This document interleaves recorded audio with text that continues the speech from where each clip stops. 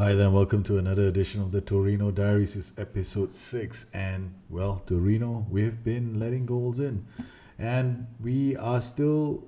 I feel that the wheels about to come off. We've dropped points against Carpi, against Napoli, and now we play Livorno.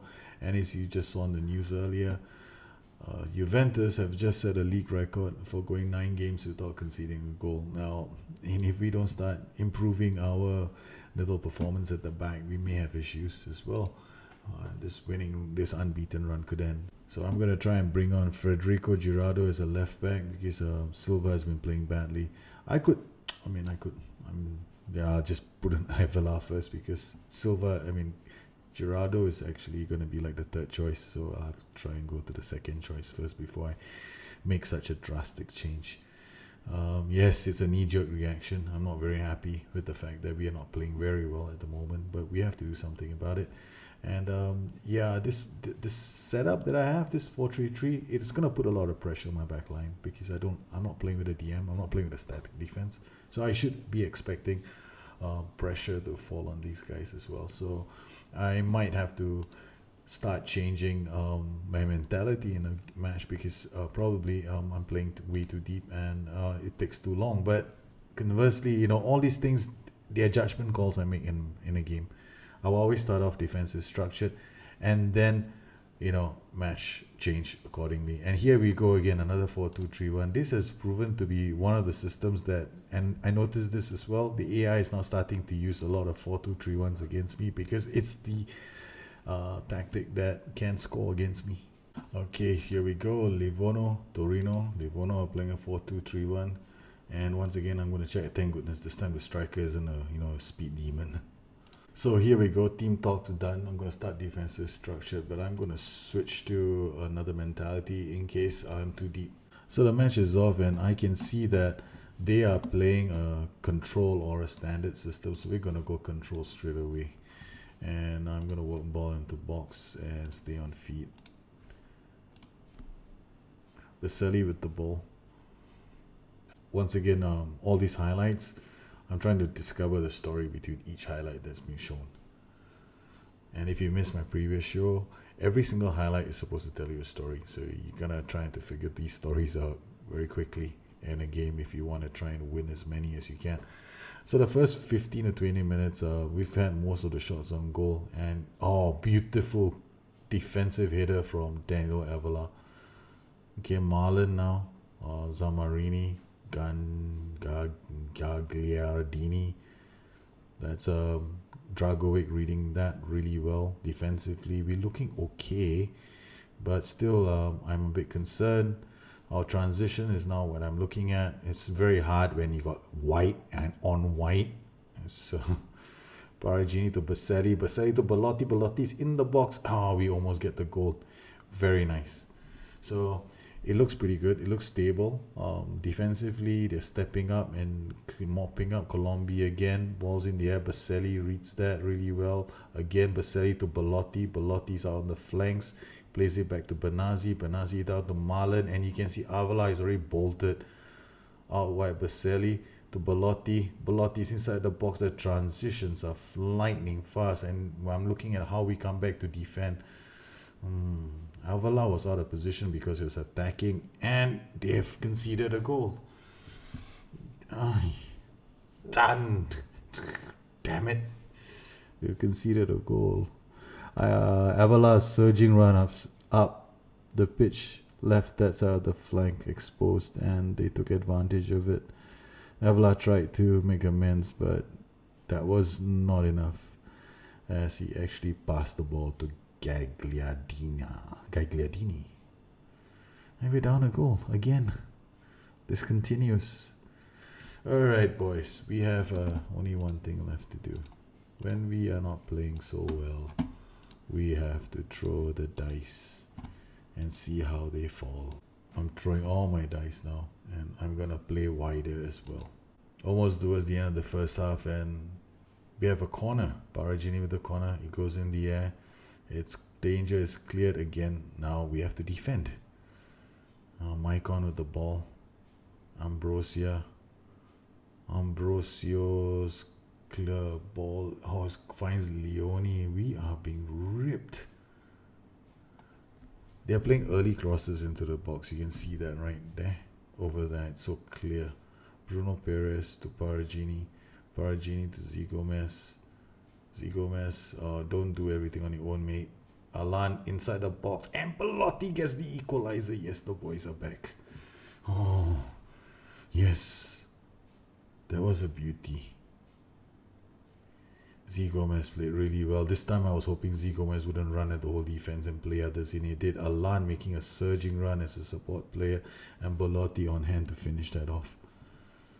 Good having strikers as your AML and AMR as well. Okay, we're not going to change our stance. We're going to be attacking fluid this time around. Okay, boys, I'm royally pissed. So go out there and do something. Vittorio Paragini has got a yellow card. When did it happen? Okay, oh no. Good. Benazzi read that very quickly. Belotti to Baselli. Baselli has a pass on him. Belotti. Benazzi read that so well. Avila out wide. Oh, goodness me. Maicon to Zamarini. Brosco. Well, our attack failed miserably. And I can only hope that Marlon does not pick up another yellow card. He's already on one yellow. Baselli to Belotti. Belotti beats the players inside the box, passes it. Oh, what a pass to Z Gomez. Yes, Torino 2, Livorno 1. The boys are back in town. Oh, the boys are doing so well. Belotti, that cross into the box with Z Gomez just gleefully hitting that ball in. 7 shots on target. Okay, what do we do now? Okay, we've taken the goal lead.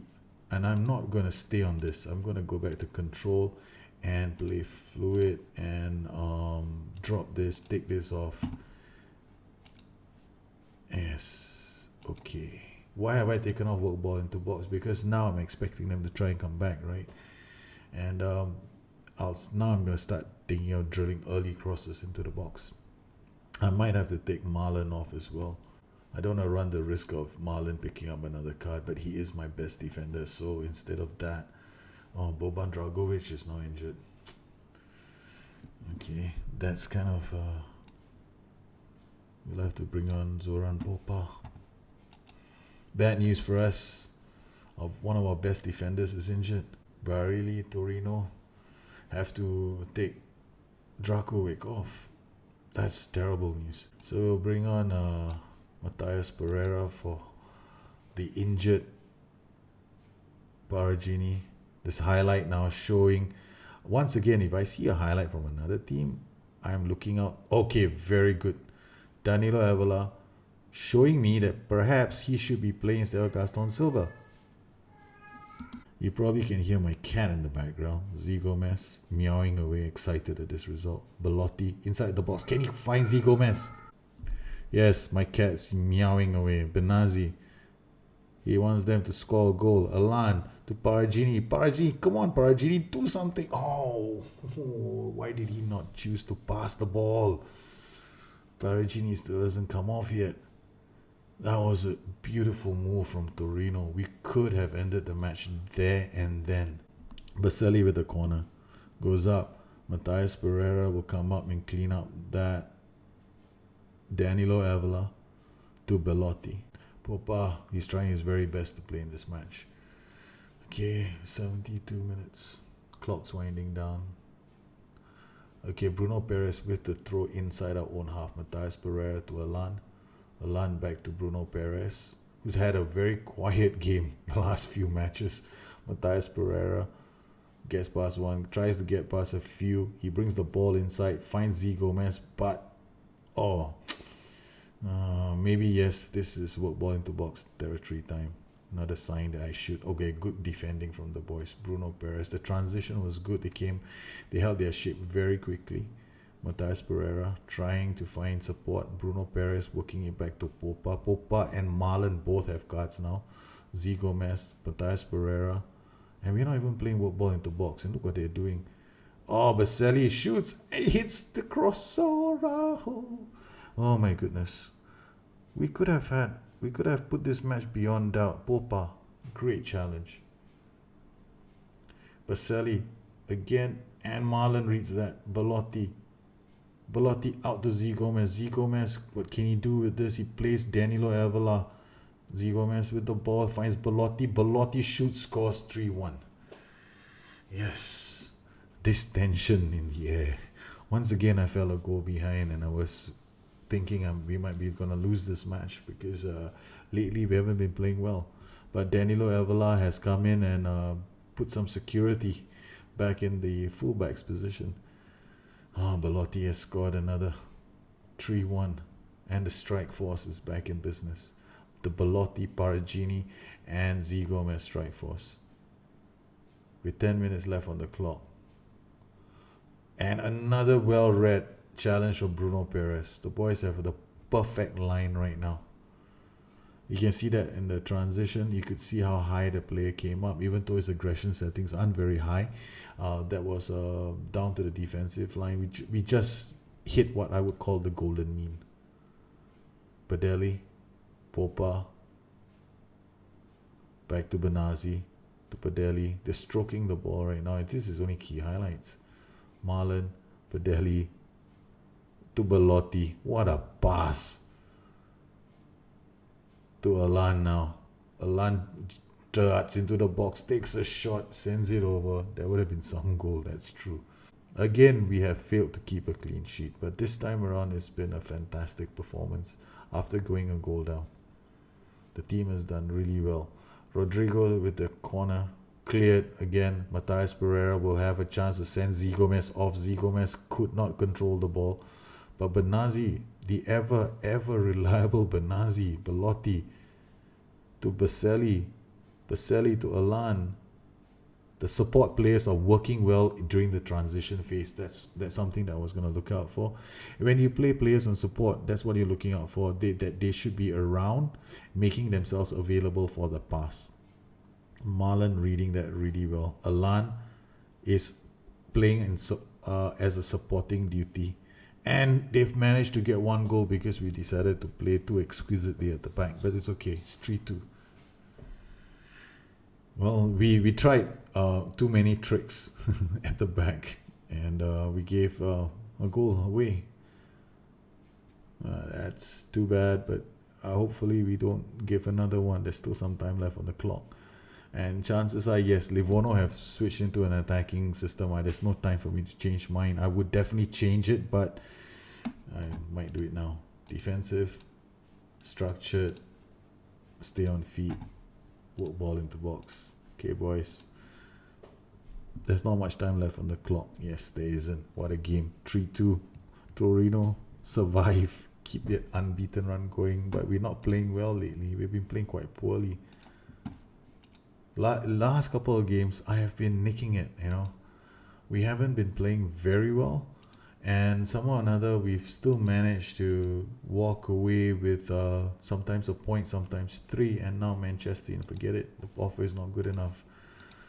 Okay, what else is happening with our team?